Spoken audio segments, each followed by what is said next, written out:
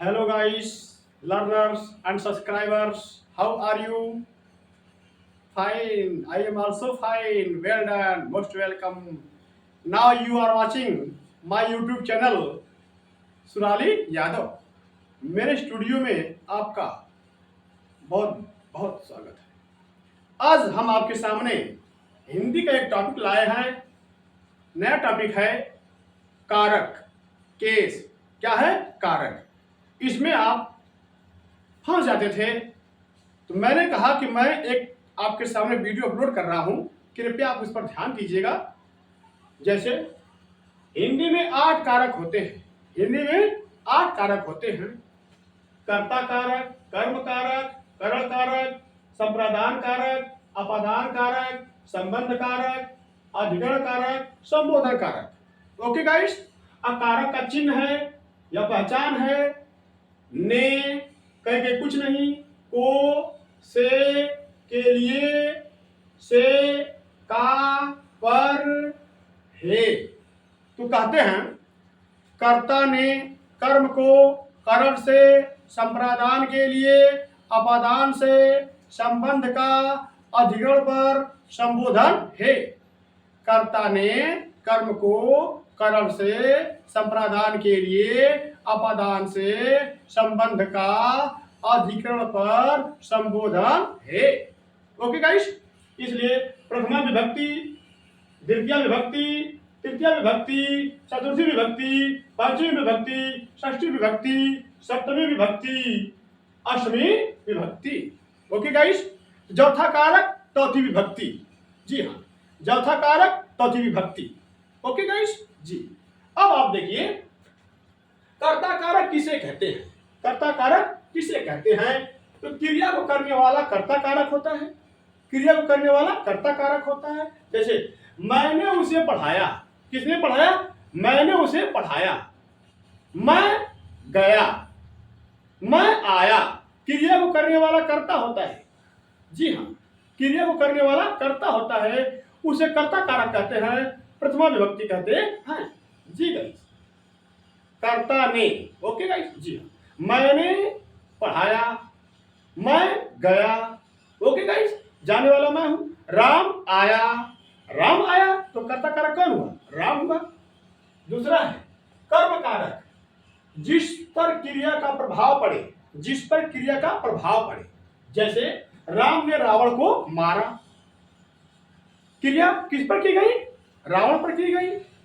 मैं फुटबॉल खेला, फुटबॉल को खेला जा रहा है, लात से मारा जा रहा है, तो मैं फुटबॉल खेला। ओके गाइस, राम ने रावण को मारा, तो क्रिया कर्म पर पड़ रही है, अतः कर्म कारक हुआ, द्वितीय विभक्ति हुआ। ओके गाइस जी। तीसरा है करण, जिस साधन से क्रिया की जाए, जिस साधन से क्रिया की जाए उसे करण कारक कहते हैं।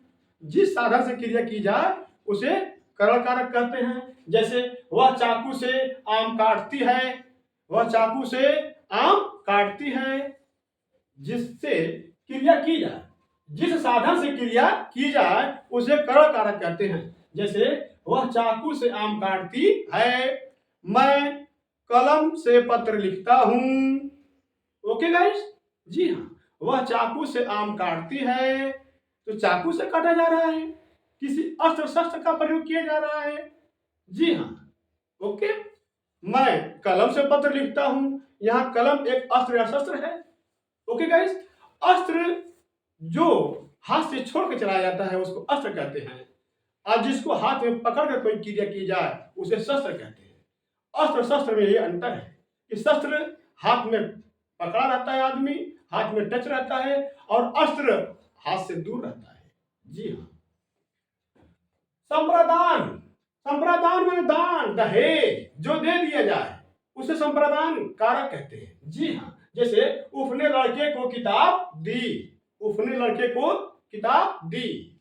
मैं राम को मिठाई दिया। ओके गाइस, मैं सोहन को मोबाइल दिया। जिसमें दान दे दिया जाए, दान दहेज कर दिया जाए, वही होता है संप्रदान। ओके गाइस जी। अपादान, अपादान अर्थात पृथक अलग। तो जिससे पृथकता या अलगाव का बोध होता है वह अपादान कारक कहलाता है। जैसे जिससे अलगाव का बोध हो, जिस वाक्य से अलगाव का बोध हो, जान लीजिएगा कि वह पृथक हो गया, अलग हो गया। जैसे पत्ता पेड़ से गिरा, पत्ता पेड़ से गिरा अपादान कारक हो गया। मैं कुएं से एक बाल्टी पानी निकाला, अपादान कारक हो गया। राम घर से बाहर आया, घर से अलग हुआ जी, तो अलगाव हो गया, अपादान कारक हो गया। ओके गाइस जी। अगला है संबंध कारक, जिससे दो पदों का पारस्परिक संबंध हो, जिससे दो पदों का पारस्परिक संबंध हो उसे क्या कहते हैं? संबंध कारक कहते हैं। जी हाँ, जैसे यह राम की किताब है, यह राम का घर है, वह मोहन का स्कूल है, यह सोहन की मोबाइल है। ओके गाइस, अतः ऐसे में संबंध कारक हुआ। अगला है अधिकरण कारक, जो क्रिया का आधार हो, अधिकरण कारक जो क्रिया का आधार हो वह अधिकरण कारक होता है। जैसे लड़का पलंग पर सोया है, लड़का पलंग पर सोया है, मैं घर में हूं जी, मछली तालाब में है, लड़का स्कूल में है, बंदर पेड़ पर है। ओके गाइस जी हाँ।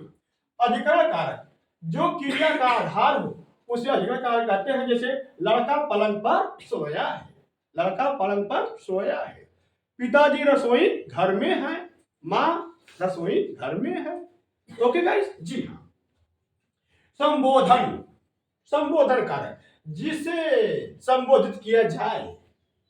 ओके गाइस, जैसे हे राम, हे मोहन और हे श्याम, तो इसमें संबोधन लगा होता है, संबोधन का चिन्ह लगा होता है, संबोधित किया जाता है, उसे संबोधन कारक कहते हैं। इस प्रकार से कर्ता ने कर्म को करण से संप्रादान के लिए अपादान से संबंध का अधिकरण पर संबोधन है।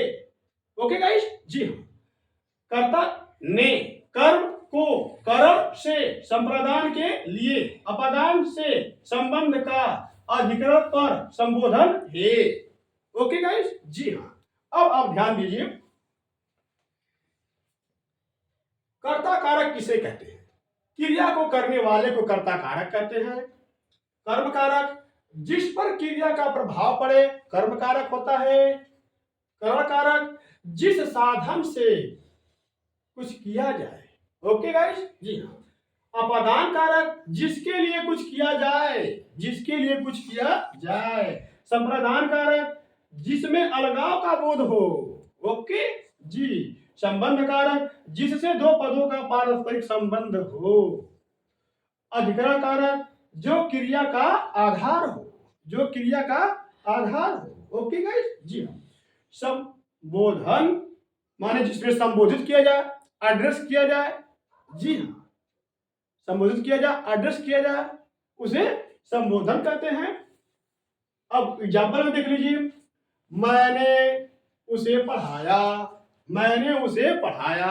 ओके गाइस, कर्ता कारक राम ने रावण को मारा। कर्म कारक वह चाकू से आम काटती है। करण कारक उसने लड़के को किताब दी। ठीक है, उसने लड़के को किताब दी।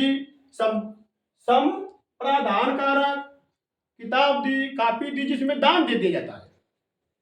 पत्ता पेड़ से गिरा, अलग हो गया। गंगा हिमालय से निकलती है, अलग हो गई। ओके गाइस जी हाँ। हाँ, गंगा हिमालय से निकलती है, ये अपादान कारक है। यह राम की किताब है। ओके, लड़का पलंग पर सोया है, मां रसोई घर में है। ओके जी हाँ। लड़का पलंग पर सोया है, हे राम, हे श्याम, अरे मोहन। ओके गाइस, इसमें एड्रेस किया जाता है, संबोधित किया जाता है। अतः इस प्रकार से आपने देखा कि मैंने कारक के बारे में उसका एग्जाम्पल दिया, उसका कारक चिन्ह बताया, परसक चिन्ह या कारक चिन्ह, उन 8 का नाम बताया और उनका डेफिनेशन भी दिया। इस प्रकार से आप भली भांति अपने किसी भी एग्जाम में जाइए तो पहले इसको 2-4 बार पढ़ लीजिए, फुल वीडियो बना लीजिए, देख लीजिए अच्छे ढंग से 2-4 बार बार वीडियो देखिए, बार बार पढ़िए। पढ़ाई में रेपिटेशन होता है, कंटिन्यूटी होती है तो पढ़ाई आगे बढ़ती है। एक दिन पढ़ करके कोई विद्वान नहीं हो सकता, अतः डेली पढ़िए, जब तक कि लक्ष्य प्राप्त न हो जाए तब तक पढ़ते रहिए। जी हाँ, इनके उनके बहकावे मत आइए, नहीं, यही तो आपकी कमी है। अपने मन से काम करिए, कोई कुछ भी कहे उस पर ध्यान मत दीजिए। आपकी जिंदगी किताब में है, अतः किताब को पढ़िए, हमारे द्वारा बनाए गए वीडियो को बार बार वॉच करिए, पढ़िए। अब हम चलते हैं, तब तक के लिए नमस्ते, अगली वीडियो मुलाकात होगी। Thank you, bye.